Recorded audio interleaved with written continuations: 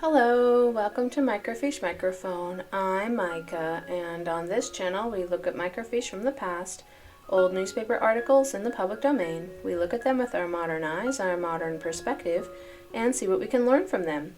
On this microfiche time capsule, we are looking back at the Biographical Encyclopedia, Volume 1, and this article is entitled Grant, Jedediah Morgan.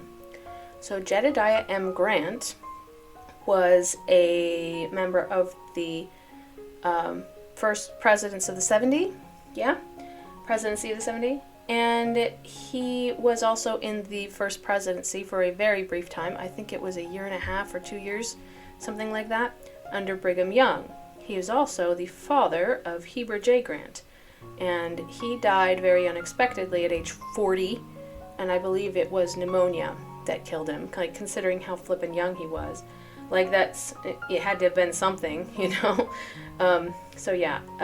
was quite sudden. Nobody saw it coming, especially since he was younger than Brigham Young, I'm fairly certain. And he didn't have many kids.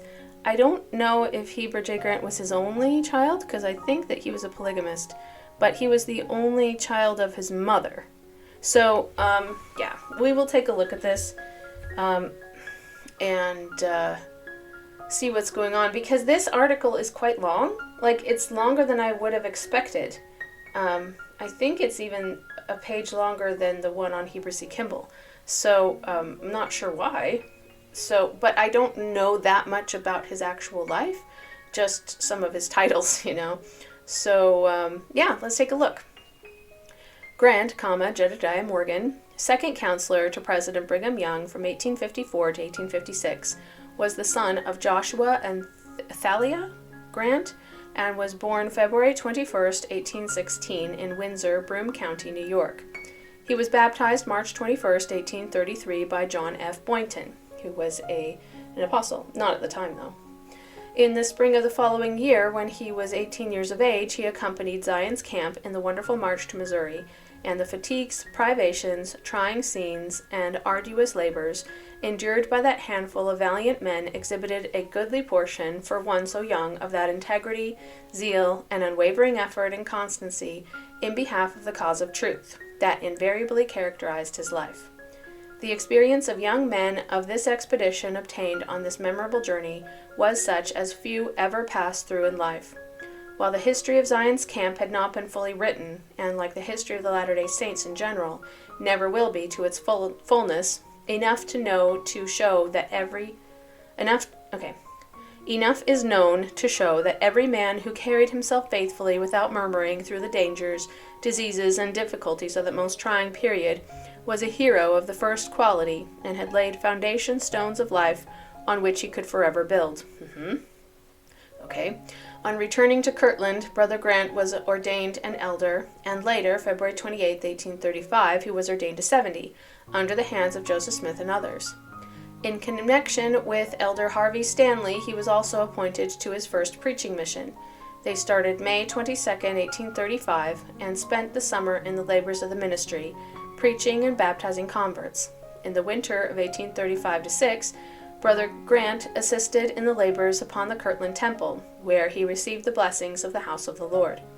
He was appointed to a mission to the east, but participated before leaving the temple in the great manifestations of the power and glory of God, which characterized the labors there from the time of its dedication, March 27, 1836, until the elders, who were then called to go on missions, departed for their fields of labor. He was among that happy number who received from the lips of the prophet much valuable counsel and instruction relating to the duties of the priesthood. Brother Grant started upon his mission April 13, 1836, going to New York State, where he preached a great deal in many places and raising up a branch of the church at Fallsburg. He baptized 23 persons, among whom was his brother Austin. He returned to Kirtland March 6, 1837, and remained there until the 6th of the following June, when he commenced a missionary tour to the South, the field in which his greatest missionary labors and achievements were accomplished. He passed through the states of Ohio, New York, Pennsylvania, etc., and reached North Carolina, where he labored assiduously, proclaiming the gospel in court homes, chapels, and other places of assembly as frequently as circumstances permitted. He became extensively known and acquired considerable fame as an adroit scriptorian and debater, and certain discussions held with Methodist divines whom he had never feared nor declined to meet. In case you're not familiar, adroit means like adept. Like, I believe it means dexterity. Like, it's a very skillful kind of a thing. There's a picture, so let me show a picture real quick. Yeah, he looks young. I mean, he looks young because he did not get old. Yeah, which isn't great, but hey, that's all we got. All right. His uniform success in overthrowing their sophistry and false theology by the forcible and conclusive way he presented the truth won many friends and some converts. On the conclusion of his mission, he returned to Kirtland and made preparations for final removal to Missouri. He started October 9, 1838, and arrived at Far West on the 12th of November. He called at this time to Richmond jail to see his brother George D. Grant, to whom he had previously first presented the gospel. That's a very strange way to say it. And who was then imprisoned with the prophet and others on account of their religious faith. I don't remember that. Brother Grant passed through the trials of the expulsion from Missouri, being driven with his father's family from Far West to Illinois. They located in Knox County, where Jedediah remained several months preaching and baptizing. In May 1839, he made a trip to Nauvoo, but hastened to Quincy to attend a conference held there June 1, 1839, at which time he was called on a mission to Virginia and North Carolina. This was the signal for opening the Southern States mission in earnest. With the elders associated with him, among them his brother Joshua, an extensive field was at once occupied. How many brothers does he have? Because they already mentioned Grant, and now Joshua and Austin. I've count 3 at least. Meetings were held in all available places, baptisms were quite numerous, and several large branches were organized. At Burke's Garden, Tazewell County, Virginia, where Brother Grant made headquarters, a branch of more than 60 members soon sprang up, and great interest excited by the populace in the labors of the traveling and local priesthood. Brother Grant's name was everywhere spoken of. His ready speech, logical argument, fearless and daring denunciation of sin, powerful exhortations to repentance and testimony of the restoration of the gospel were taken up by rich and poor, high and low, and commented upon. They won many converts and left impressions on many others which are fresh in their memories even to the present time. Oh, I see why the article is so long. This is very detailed. Many very interesting episodes marked this active, incessantly laborious period of his life. Among others, one which led to the painful and disagreeable accident resulting in the breaking of the bones of his nose. The saints still living in that region remember the striking peculiarities of his ministry and events which made it so successful. Several elders who have labored in the southern states of late years have brought with them home many anecdotes about Elder Grant, which show that his memory is still kept sacred among the people of the South. Well, that's sweet. I mean, you'd like to think that of yourself, you know. Among these anecdotes, we present 2, which the late Theodore B. Lewis very graphically tells in The String of Pearls. In early part of President Grant's ministry in that country, he gained quite a reputation as a ready speaker, frequently responding to invitations to preach from such subjects or texts as might be selected at the time of commencing his sermon by those inviting him. That's nerve-wracking. So, Brother Grant, stand up and talk about repentance. Right, I'm on it, yeah? In time, it became a matter of wonder with many as to how and when he prepared his wonderful sermons. In reply to their queries, he informed them that he never prepared his sermons as other ministers did. Of course, I read and store my mind with a knowledge of gospel truths, said he, but I never study up a sermon. Well, they did not believe he told the truth, for as they thought it was impossible for a man to preach such sermons without careful preparation. So, in order to prove it, a number of persons decided to put him to a test, and asked him if he would preach at a certain time and place, and from a text selected by them. They proposed to give him the text on his arrival at the place of meeting, thus giving him no time to prepare. To gratify them, he consented. The place selected was Jeffersonville, the seat of Tazewell County, at that time the home of the late John B. Floyd, who subsequently became Secretary of War, and many other prominent men. The room chosen was in the courthouse. At the hour appointed, the house was packed to its utmost capacity. Mr. Floyd and a number of lawyers and ministers were present and occupied front seats. Elder Grant came in, walked to the stand, and opened the meeting as usual. At the close of the second hymn, a clerk appointed for the occasion stepped forward and handed the text, to Elder Grant, who unfolded it and found it to be blank. Without any mark of surprise, he held the paper up before the audience and said, "My friends, I am here today, according to agreement, to preach from such a text as these gentlemen might select for me. I have it here in my hand. I don't wish you to become offended at me, for I am under promise to preach from the text selected, and if anyone is to blame, you must blame those who selected it. I knew nothing of what text they would choose, but of all the texts, this is my favorite one. You see, the paper is blank," at the same time holding it up to view. "You sectarians down there believe that out of nothing God created all things, and now you wish me to create a sermon from nothing, for this paper is blank. Now you sectarians believe in a God that has neither body parts nor passions. Such a God I conceive to be a perfect blank, just as you find my text is. You believe in a church without prophets, apostles, evangelists, etc. Such a church would be a perfect blank as compared with the Church of Christ, and this agrees with my text. You have located your heaven beyond the bounds of time and space. It exists nowhere, and consequently your heaven is blank, like unto my text." Thus he went on until he had torn to pieces all the tenets of faith professed by his hearers, and then proclaimed the principles of the gospel in great power. He wound up by asking, "Have I stuck to the text, and does that satisfy you?" As soon as he sat down, Mr. Floyd jumped up and said, "Mr. Grant, if you are not a lawyer, you ought to be one." Then, turning to the people, he added, "Gentlemen, you have listened to a wonderful discourse, and with amazement. Now, take a look at Mr. Grant's clothes. Look at his coat. His elbows are almost out, and his knees are almost through his pants. Let us take up a collection." As he sat down, another eminent lawyer, Joseph Strass, Esquire, still living in Jefferson, arose and said, "I am good for one sleeve of a coat and one leg and a pair of pants for Mr. Grant." The presiding elder of the M.E. Church South was requested to pass that hat around, but he replied that he would not take up a collection for a Mormon preacher. "Yes, you will," said Mr. Floyd. "Pass it around," said Mr. Strass, and the cry was taken up and repeated by the audience until, for the sake of peace, the minister had to yield.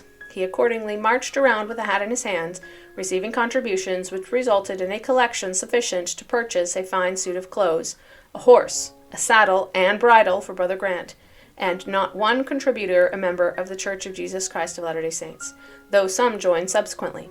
And this from a sermon produced from a blank text. At another time, Elder Grant was challenged by a very eminent Baptist preacher named Baldwin to a discussion. Brother Grant consented. The place chosen was the fine large church of his proud and imperious antagonist.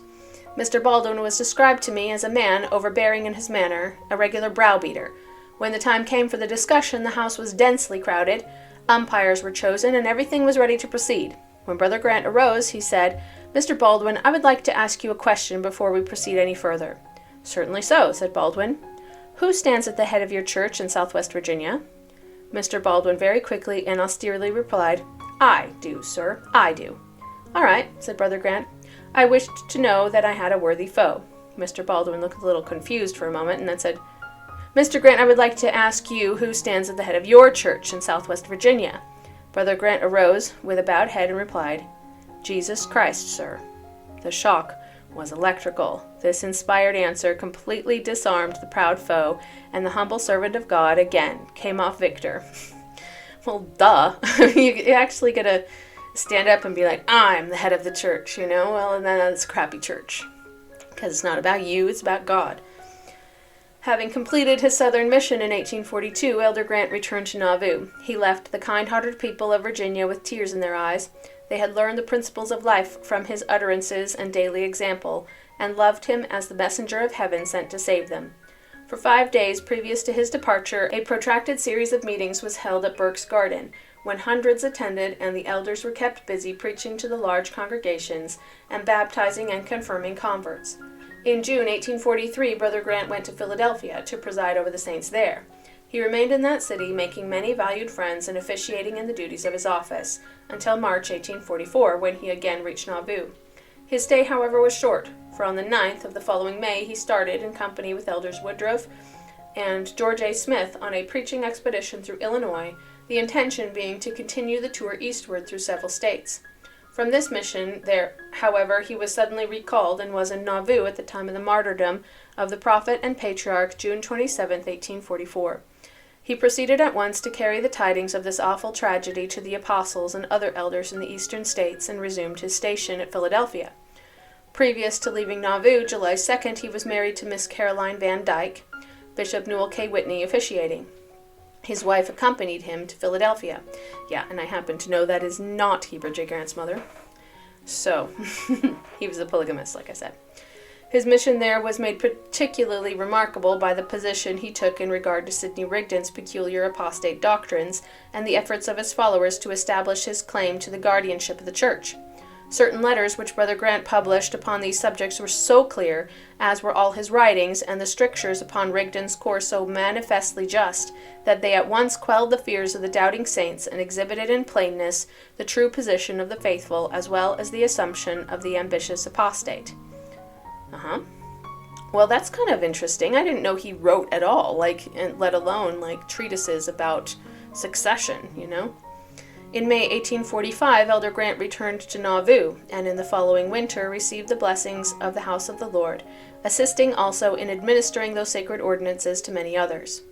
He was chosen and set apart as one of the first 7 presidents of the 70s, December 2nd, 1845, under the hands of Apostle Brigham Young and others. He was among the first who left Nauvoo in the Exodus of 1846, crossing the river in February, and with the body of the saints turning his back upon the tyrannical oppression of mobs and treacherous friends to seek an asylum of peace in the fastnesses of the mountains of the Great West. From winter quarters he went east to the winter of 1846-47 on a short mission. Can you imagine being sent on a mission from winter quarters? The saints are in such a bad situation, and they're like, you know what, we're going to send out some missionaries. It's like, wait, what? Sheesh. During which he purchased the materials for making a flag, of course he did, for which several years floated over the land of the free and the homes of the blessed in Salt Lake City, and was familiarly known as the Mammoth Flag. Ooh, I'll have to look that up later. After transacting important business in the interests of the Exodus, he returned in June 1847 to the Missouri River and was appointed captain of the 3rd Hundred of the emigrating saints, which he successfully led to the Great Salt Lake Valley, arriving in the following October. A year after, with characteristic energy and promptness, he went out beyond Fort Bridger with several men and teams to relieve President Willard Richards, and company and assist them in. May 26, 1849, he was elected Brigadier General of the 1st Brigade of the Nauvoo Legion. They had the Nauvoo Legion in Salt Lake City? And later, October 23, 1852, he was promoted to the Major Generalship of the 1st Division, which military office he held until his death. I believe that's not a military office, is it? Isn't it like a militia office? Because I don't think they had the military there, did they? I'm slightly confused by that. He was an efficient officer, valiant, energetic, and just. In the difficulties with the Indians, he manifested considerable skill and always regarded as eminently jealous of the rights of the red men, as well as of the safety of the whites. In the fall of 1849, Elder Grant went to the States on business, together with about 40 missionaries, who elected him captain of the company. Among the number were apostles John Taylor, Erastus Snow, Lorenzo Snow, and Franklin D. Richards, Bishop Edward Hunter, and several other prominent elders. They had reached the banks of the Platte River some distance west of Fort Laramie, and were camped for noon on a cold wintry day in a horseshoe bend of the river, when they were attacked by a large war party of the Cheyennes, who were painted and equipped for war, on their way out to engage with a hostile band of the Crows. Well, that's scary. With the utmost energy, the animals were got together and fastened in a line to open rank formed from the river's bank and face the Indians and prevent them from surrounding the party. Now, hope it worked. The missionaries pursued their way without further molestation. Well, it doesn't sound like they were actually after them, yeah? Like they wanted to go after the Crows and not the random white people passing through. They're like, who cares? I don't actually care about you, but yeah, I can see why that was scary for them. But, Like, you wouldn't want to meet a war party of any race. Like, please don't kill me. The missionaries pursued their way without further molestation. Elder Grant accomplished the object of his mission and returned to the valley the following year in charge of a merchant train. Accomplished the object of his mission, does that mean that he had, like, a specific thing to do? Because other than just doing missionary work, I don't see how you could not accomplish your mission unless you just completely blew off everything. Great Salt Lake City was incorporated January 19th, 1851, and at the first election, held under the charter on the first Monday of the next April, Jedediah M. Grant was elected mayor, which office he magnified in an eminent degree and held uninterruptedly by the unanimous vote of the people until his death. During the period of his administration, the first ordinances of the government, safety, and general welfare of the people were enacted, forming the basis of the municipal regulations under which the city has grown and prospered to the present time. That is a really awkward sentence, and you could have rephrased that in a nicer way. On the organization of the Territory of Utah, certain officials appointed by the President of the United States found the situation in Utah on their arrival there not to their liking. And after a few months' sojourn, during which they did nothing for their own glory nor for the government or the people, they returned to the East and united in framing a report to the administration at Washington, which grossly misrepresented the people of Utah and contained many outrageous charges against them, calculated to influence public opinion and to prejudice the government officials in their intercourse with the territory. Yeah, that ended up leading to the Mormon War, yeah? For the purpose of counteracting whatever evil effects the runaway judge's report might have, and of setting fairly before the country the situation of the people in the mountains, then so isolated and remote from the inhabited part of the continent, Mayor Grant was called to go to Philadelphia and New York, and do what he could to gain the public attention while he exploded the falsehoods of the judges, and set the matter right respecting the new territorial ward which had been adopted. He addressed some letters to James Gordon Bennett, the elder, which were published in the New York Herald. They had an electrical effect. The report fell flat, and the runaway officials never recovered from their wholesome exposure of their conduct. The New York Herald letters, after creating considerable sensation in the great cities and doing most effectual work in Washington, were printed in pamphlet form and widely circulated in the East. A highly characteristic feature of this pamphlet was the introduction of pungent proverbs as head and foot lines of each page, in black type, which were selected with singular discernment for their appropriate relation to the text, as well as for their fine humor and superior sense. Okay, that's a little strange, actually. Like, they chose scriptures, and they printed them at the head of the page? Oh, it says proverbs, okay, okay. That were kind of semi-related, I guess. Interesting. Brother Grant was chosen Speaker of the House of Representatives in the Legislative Assembly of Utah in 1852, and at the 3 subsequent sessions, filling that office with dignity and honor to the fullest satisfaction of the members over whom he presided. This is really interesting to me. I didn't realize he was so politically active. As a legislator, he was quick and talented and brought to the lawmaking department a high practical sense of justice and right, which qualified him to propose and render valuable aid in framing wholesome laws for the political and domestic welfare of the community. But his great work, which preserves the memory of President Grant in the hearts of the Latter-day Saints, was in his ecclesiastical calling. Okay, churchy stuff, yeah? In 1854, he was ordained an apostle and chosen and set apart to be second counselor in the first presidency, succeeding Willard Richards in that calling. In this position, he was distinguished for the burning zeal that seemed to fire his bosom and keep him forever at work, dispensing the blessings of the gospel to the people and awakening within them that enthusiasm and sincerity necessary to the faithful believer in pursuing the life of the saint. That was the longest sentence ever. Ordained an apostle. I don't think that that's necessary to be part of the first presidency, but I don't know, maybe it is. Maybe it was. I don't know. And which was ever exemplified in the career of Brother Grant. Oh my gosh. Longest sentence ever. His zeal hardly had bounds except those of the God-given intelligence which preserved him from fanaticism, but he loved the work of the Lord with his whole heart and dedicated without reserve his might, mind, and strength to its accomplishment. The exemplary faith and devotion of such a man inspired his fellows to efforts of godliness that they would never dream of if left to themselves, and this quality so preeminently displayed by Brother Grant brought him to the front of the main leader under the counsel of President Young. As the main leader, okay. Of the Great Reformation of 1856-7.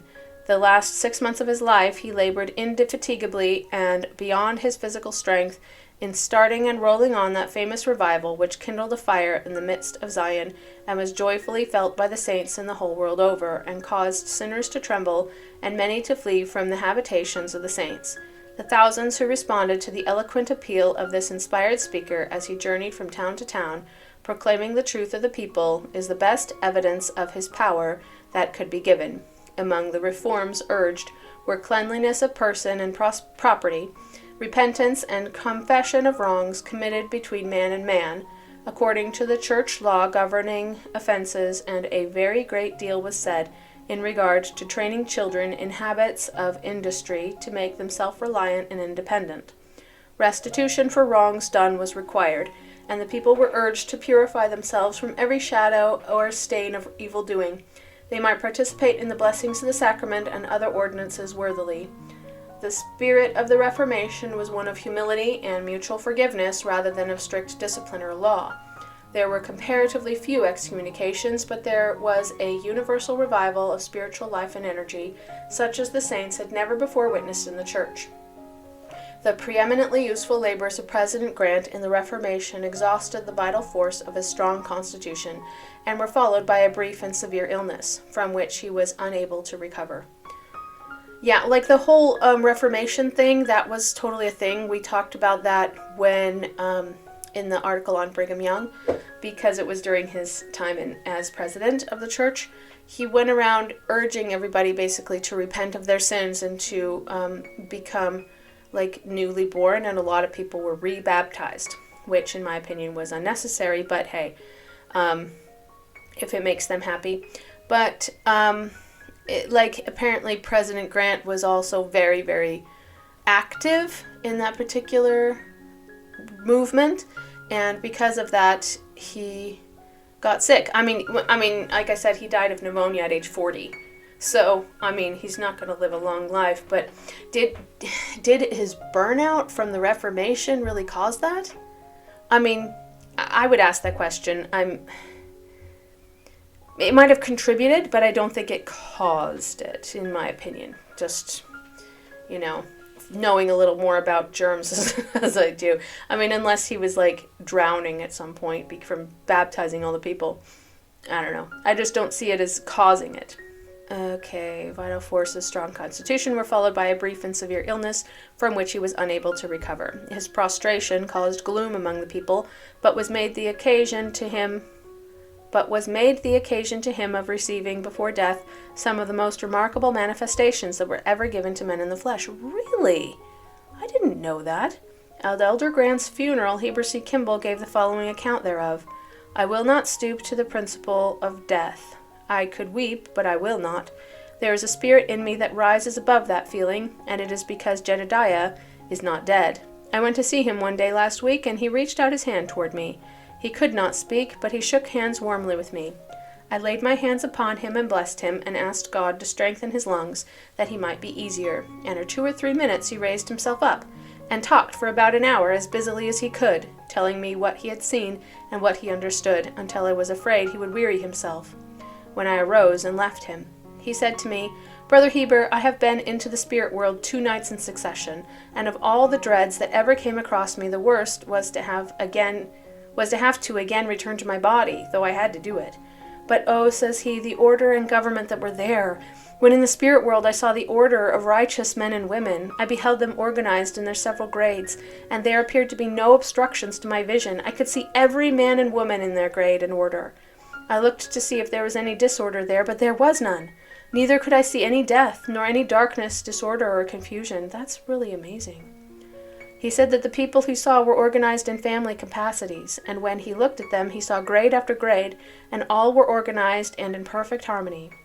He would mention one item after another, and say, Why is it just as Brother Brigham says it is?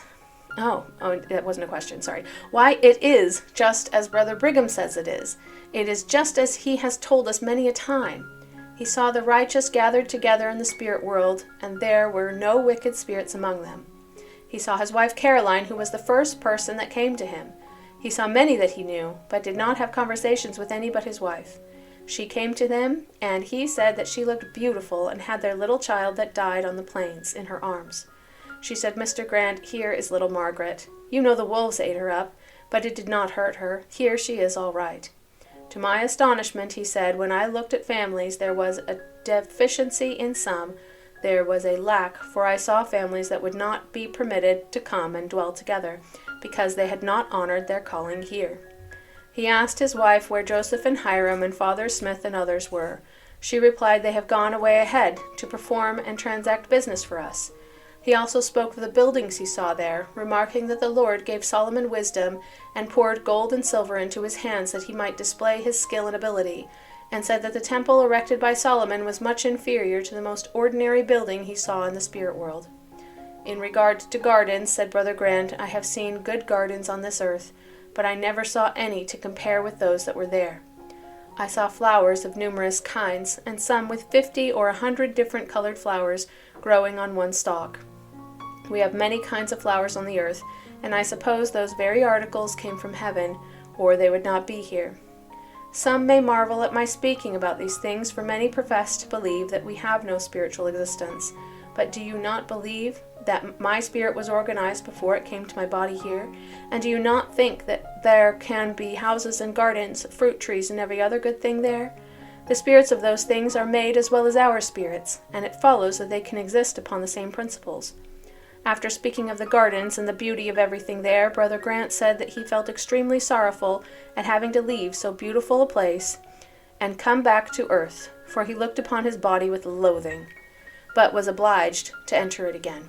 This imperfect account of the wonderful vision of those 2 nights, as related by Elder Kimball, was listened to with rapt attention by a large audience, and was repeated for years after by many who heard it. A profound sensation was produced by its narration, for it unfolded to many minds details of the glory of the spirit world that they had not realized from reading the general expressions in which the revelations tell of them. President Grant breathed his last December 1st, 1856, and his spirit went joyfully to mingle with those of his friends, family, and brethren who had gone before. He was 40 years of age when he died, but had spent those years to such advantage in laboring for the welfare of his fellow men that he was mourned by thousands, and left in their memories a name that will be forever cherished as a symbol of virtue, integrity, and honor. The editor of the Deseret News, in closing his obituary, says, Brother Grant needs no eulogy, and least of all such a one as our language could portray, for his whole life was one of noble and diligent action upon the side of truth, of high-toned and correct example to all who desire to be saved in the kingdom of our God. As a citizen, as a friend, a son, a husband, a father, and above all as a saint, and in every station and circumstance of life, whether military, civil, or religious, he everywhere and at all times shed forth the steady and brilliant light of lofty and correct example, and died as he lived, and counseled with his armor on and burnished. Though the saints deeply feel his departure, yet they can fully realize that it redounds to his and our infinite gain. For further particulars, see Contributor, Volume 4, Millennial Star, Volume 19, page 185, Volume 42, page 755, Faith Promoting Series, Book 2, page 43 to 52. Wow. That was a lot of information. That was really detailed. I'm kind of surprised. I mean, come on, like that's, considering he only lived to age 40, I mean, geez, I'm older than that now. Like, it's hard for me to even picture dying that young. It's just, but his amazing visions and stuff were so cool. That is really cool. And I loved hearing about it when he was like, oh, do I have to go back to my body? And they're like, yes. You know, I always picture it like that. Like, once we leave this world, that we won't want to come back. And it will be something that we are happy to leave. Anyway, let's do some fact checking, but that was really interesting. Jedediah Morgan Grant, February 21st, 1816 to December 1st, 1856, was a leader and an apostle of the Church of Jesus Christ of Latter-day Saints, LDS Church. He was a member of the First Council of the 70 from 1845 to 1854 and served in the First Presidency under Church President Brigham Young from 1854 to 1856. He is known for his fiery speeches during the Reformation of 1856, earning the nickname Brigham's Sledgehammer. Wow. Grant is the father of Heber J. Grant, who later served as president of the church, as I said. Early life. Jedediah M. Grant was born February 21st, 1816 to Joshua Grant and Athalia Howard in Windsor, New York. He was baptized in the Church of Christ by John F. Boynton on March 21st, 1833 at age 17.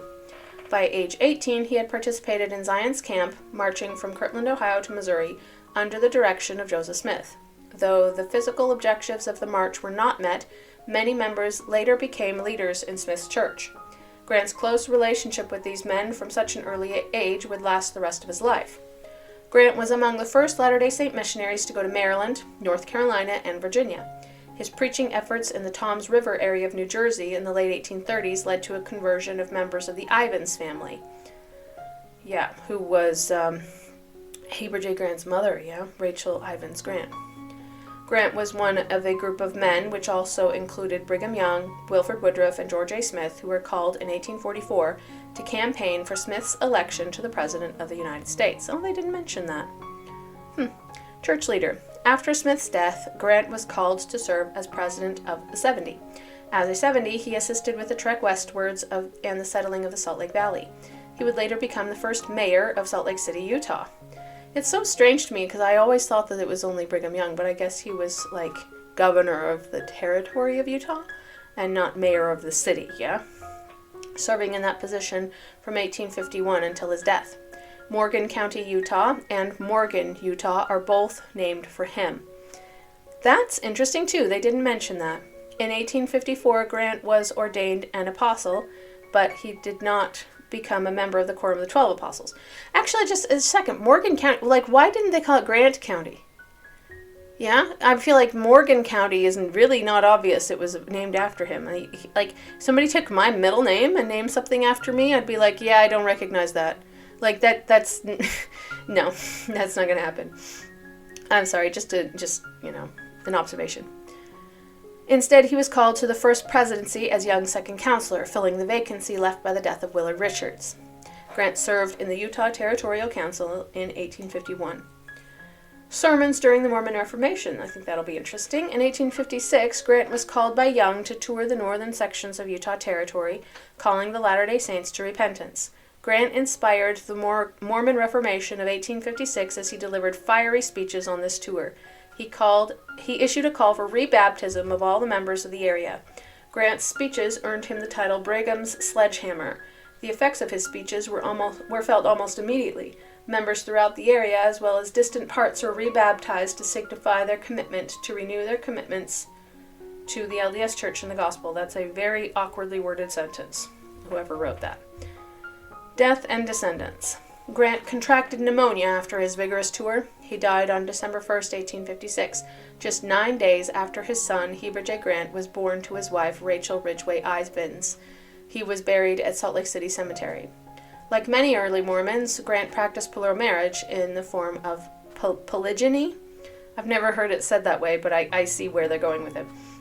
He had a total of 7 wives, among them Susan Fairchild Noble Grant, who wrote reminiscences of early life in Utah and was a leader in the Relief Society after Grant died.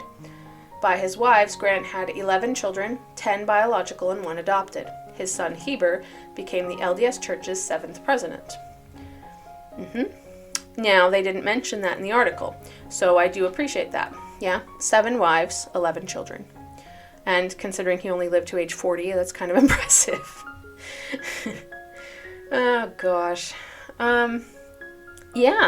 I feel like he was a very zealous person, Like he would go forward with full zeal, and also a very talented speaker, and I appreciate that.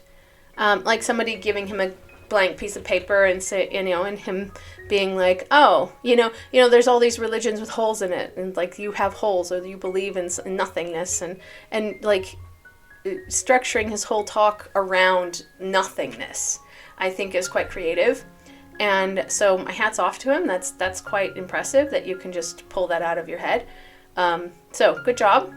And I feel like that was part of why he became part of the first presidency, because Brigham Young wanted him to give those powerful sermons. He wanted him to inspire people to be better, and boy did he go all in.